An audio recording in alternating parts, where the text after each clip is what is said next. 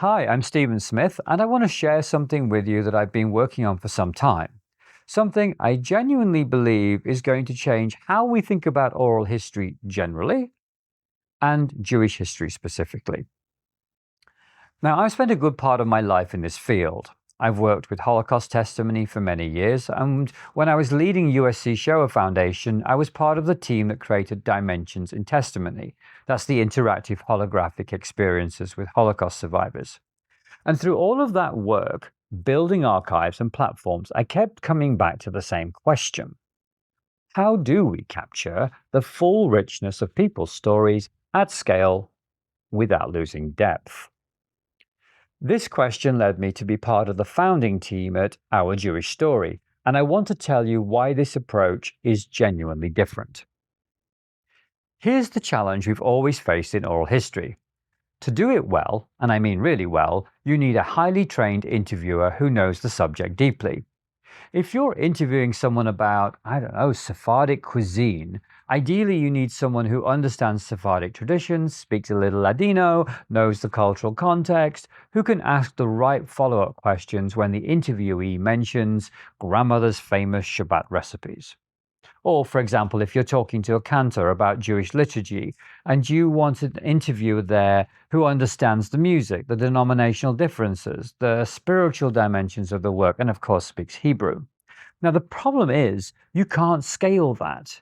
You can't have an expert in everything sitting across from every person whose stories deserve to be told in depth. And meanwhile, this is what keeps me up at night, as communities evolve and as generations pass, we're losing irreplaceable knowledge and experience every single day. Stories that will never be recovered because we just couldn't get to them in time. So here's what we built with Our Jewish Story, and this is the breakthrough. We figured out how to achieve both volume and specificity at the same time. Now, traditional thinking says you have to choose. You can do a lot of interviews, but run the risk they'll be shallow, or you can go deep, only with a handful of people. But we said, no, we're going to do both. Now, the key to this is an AI-assisted interviewing methodology. Now, stay with me here. This is not about replacing human connection. The interviewer is still there, still listening, still building rapport. The interviewee is still telling their stories in detail, but they have an intelligent assistant working alongside them in real time to make things better. The system is analyzing the conversation as it unfolds. So when the interviewee mentions something significant, a practice, an experience, a piece of knowledge that deserves deeper exploration, the AI recognizes it and suggests follow-up questions. So, an interviewer who has no background in Sephardic recipes can suddenly explore those recipes with grandmother with a sophisticated, contextually appropriate question. Someone unfamiliar with cantoral music can go deeper into Jewish liturgy. We're democratizing expertise while maintaining scholarly rigor. Now, here's something I learned through decades of this work that's absolutely central to our methodology. People don't remember descriptions or facts. They remember stories. And so we redesigned every question to elicit stories rather than summaries. So instead of asking, what does being Jewish mean to you, which gets you a basic abstract answer, we ask, tell me a story that illustrates what being Jewish means to you. That subtle shift changes everything. Suddenly, you get specific details, dates, places, sensory experiences, emotional context, people. You get the grandmother's kitchen on a Friday afternoon. You get the smells and the sounds. You get the moment a teenager realizes they want to be a cantor as they connect to the tradition. You get real life. And those specific story-based responses have archival value that generic answers simply don't have.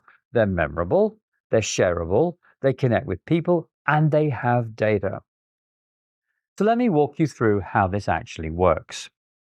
We've developed several interview types, each serving different archival needs.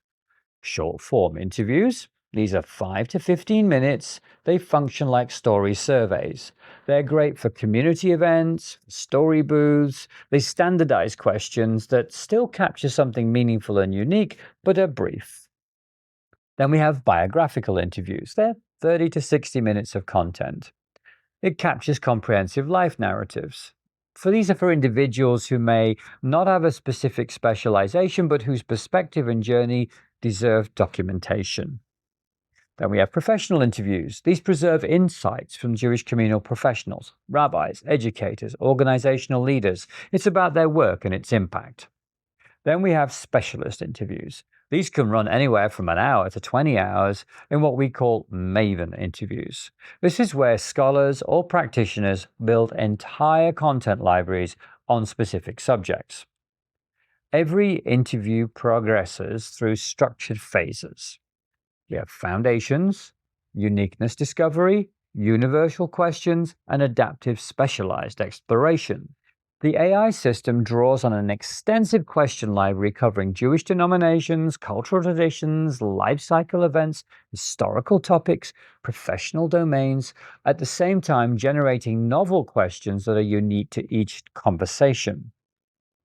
I want to be direct about something. The Jewish world possesses extraordinary diversity in tradition, experience, and perspective, from Sephardic to Ashkenazi, from Orthodox to secular, from sixth-generation American to recent immigrant. And that diversity is precious, but is at risk. Not because anyone wants it to disappear, but because stories require someone to tell them and someone to listen, and someone to preserve what was said and then make it accessible. Our Jewish story is designed to capture all of that richness, every denomination, every cultural stream, every unique family history, and make it permanently accessible to everyone.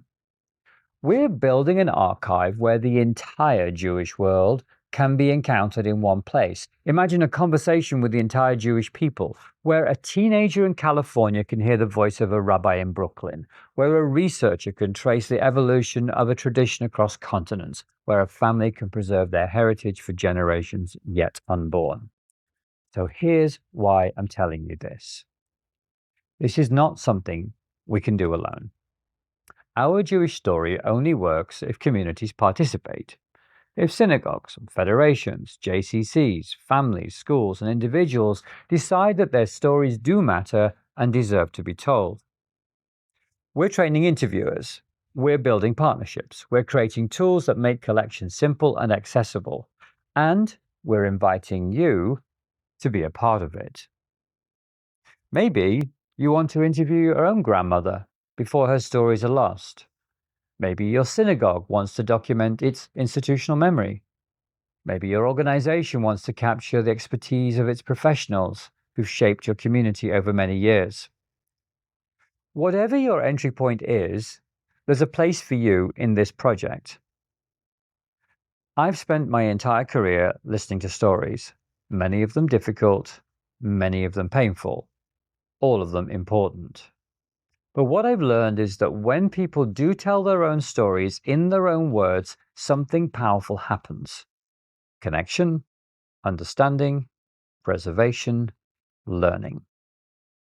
Our Jewish story is built on a simple belief that when communities participate in telling their own stories, the entire Jewish world flourishes, and non-Jewish people get to learn about Jews in a whole new light. The Jewish people telling their own story in their own words. That's what we're building. It's our Jewish story. And I hope you'll join us.